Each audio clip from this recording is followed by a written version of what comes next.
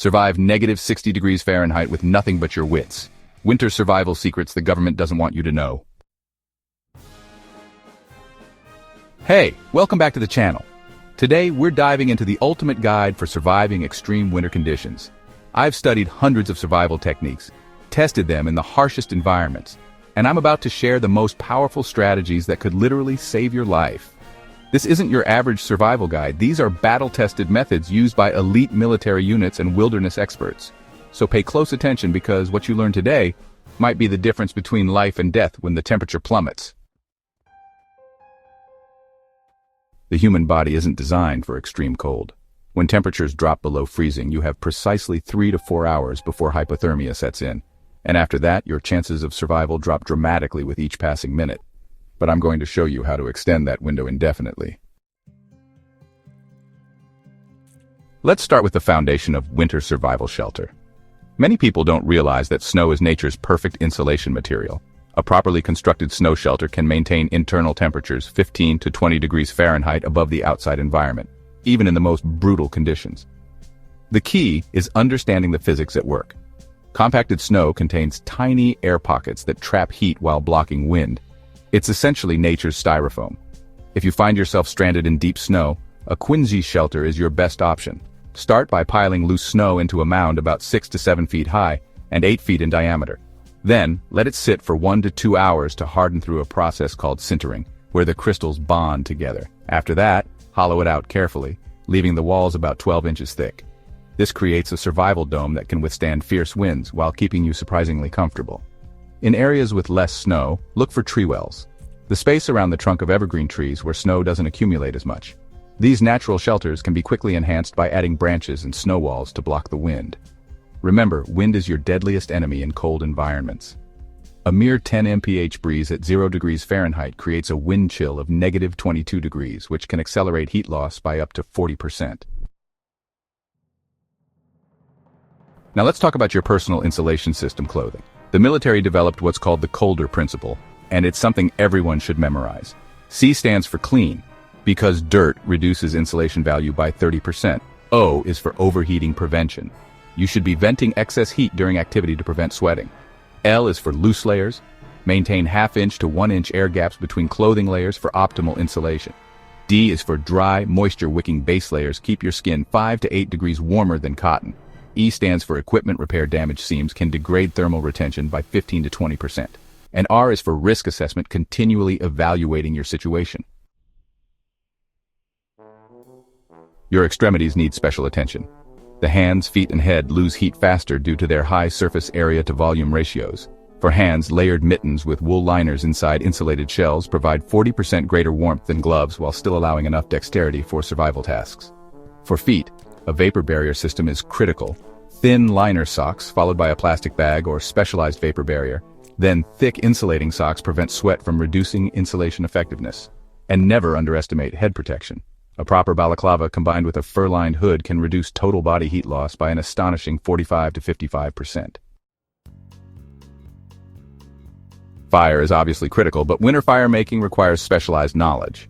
The upside-down fire lay is remarkably effective in snow conditions. Start with your largest logs on the bottom, then progressively smaller pieces with your tinder on top.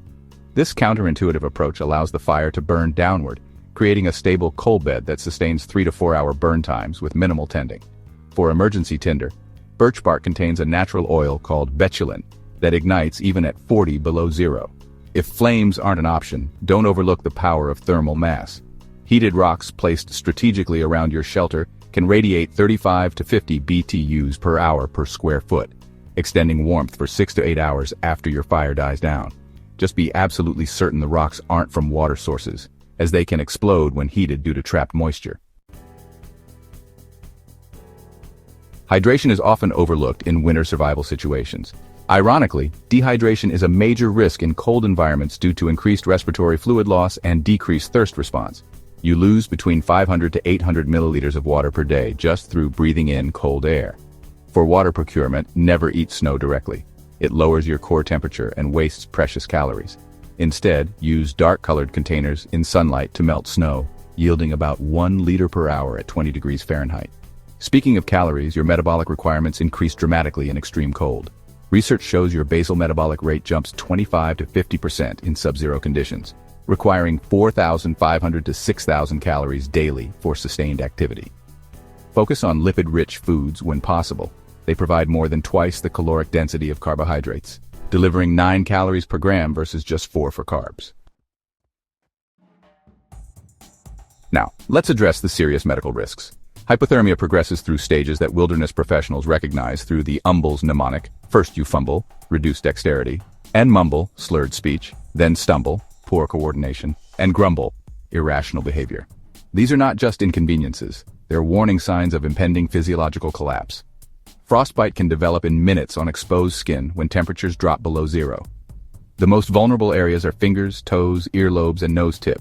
If you notice waxy pale skin or loss of feeling, apply gentle warming, but never rub the affected area, as this can cause severe tissue damage. If you're stranded in a vehicle, remember to run the engine sparingly. Just 10 minutes per hour maintains a survivable cabin temperature while conserving fuel. And don't forget to clear the exhaust pipe of snow regularly to prevent carbon monoxide buildup inside the vehicle. The psychological component of winter survival cannot be overstated. Cold stress impairs cognitive function, leading to poor decision-making precisely when clear thinking is most critical. Combat this with deliberate stress management techniques like controlled breathing. The 4-7-8 pattern: inhale for 4 seconds, hold for 7, exhale for 8 has been shown to lower cortisol levels by 37%, helping maintain mental clarity. Breaking overwhelming situations into micro goals is another powerful strategy. Instead of focusing on the seemingly impossible task of surviving until rescue, concentrate on the next 15 minutes. Research shows this approach improves task completion rates by 60% in high-stress environments. If you're with others, leverage the power of social resilience. Assign specialized roles. Designate a firekeeper, a medic, and a scout. Studies show this role specialization improves survival rates by 300% compared to groups without clear structure. And don't underestimate the power of positive reinforcement. Regular verbal affirmations have been shown to reduce perceived cold stress by nearly half. Remember, winter survival isn't about battling nature, but working in harmony with it. Understanding the physics of heat retention, recognizing the early warning signs of cold-related illnesses, and maintaining calm, methodical decision-making will dramatically increase your chances of making it through even the most extreme winter scenarios. If you found this information valuable, please hit that like button and subscribe for more potentially life-saving content. Drop a comment about which survival topic you'd like me to cover next. Until next time, stay prepared and stay warm.